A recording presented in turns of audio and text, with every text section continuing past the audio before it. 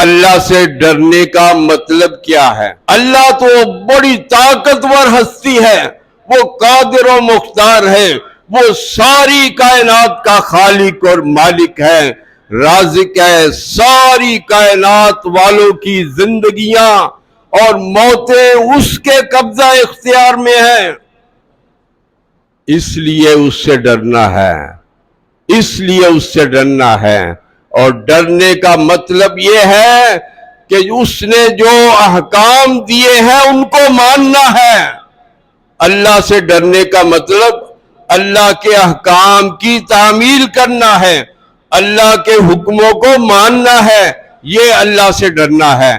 جن باتوں سے اللہ نے منع کیا ان سے رکنا ہے، یہ اللہ سے ڈرنا ہے۔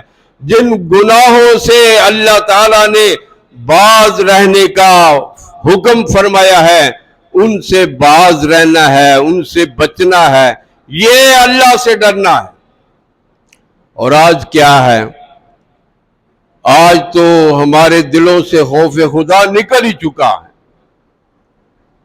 خوف خدا رہا ہی نہیں، جس کا نتیجہ یہ ہے کہ مسلمان تو کہلاتا ہے لیکن اس کا کردار غیر مسلموں سے بھی برا ہو جاتا ہے۔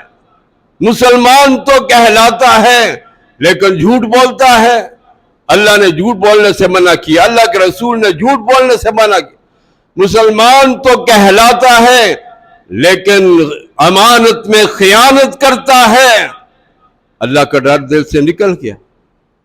کسی کا حق مار دیتا ہے، اللہ کا ڈر دل سے نکل گیا۔ ماں باپ کی نافرمانی کرتا ہے، اللہ کا ڈر دل سے نکل گیا۔ اللہ